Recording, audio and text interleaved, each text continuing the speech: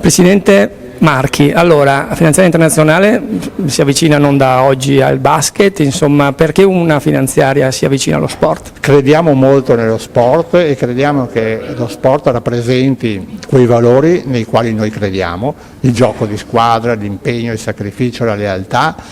e crediamo anche che lo sport sia un'occasione per aumentare e per migliorare la qualità della vita nel nostro territorio, dando occasione a chi ci abita di avere delle esperienze interessanti. Io sono stato da giovane, ho giocato nella allora Dobipel Conegliano, quindi una squadra di Conegliano, poi con l'età devo dire sono diventato meno sportivo, però adesso mi rendo conto dell'importanza dello sport e quindi a livello amatoriale, ma cerco di praticare le camminate, il jogging, star bene sicuramente, e mi piace guardare chi invece fa lo sport sul serio. Allora, buongiorno coach, allora il voto a questa Treviso Basket fino adesso? Beh, è un voto positivo, senza i numeri, ecco, stiamo rispettando quello che era il nostro obiettivo, che è quello di raggiungere la salvezza. In questo momento siamo dentro il nostro obiettivo, ci siamo anche tolti qualche bella soddisfazione, insomma sono i primi passi di una stagione che comunque è solo un terzo, quindi c'è ancora tanto da lavorare. Corre sicuro, crescere, non bisogna mai fermarsi, era un campionato nuovo un po' per tutti, il primo anno di TVB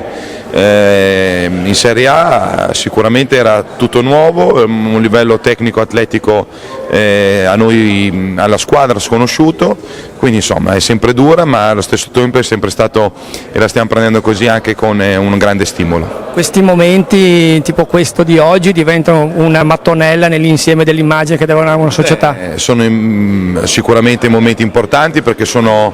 poi tutte quelle entità che sono alle nostre spalle che fanno sì che possiamo giocare ad altissimo livello e anzi magari anche aumentare andando avanti negli anni, e in più naturalmente è un momento dove le aziende tutte quanti, sia come oggi anche gli istituti bancari, poi dopo c'è anche questo piccolo momento dove ci si trova e soprattutto c'è un contatto anche diretto. Con il capitano di Treviso Basket per leggere fino adesso il vostro cammino al Palaverde, ma soprattutto fuori, com'è andata? Sicuramente è stata una bella vittoria, perché è stata la prima nostra vittoria in trasferta, quindi siamo contenti, però oggi iniziamo a lavorare per cercare di affrontare un'altra trasferta dura.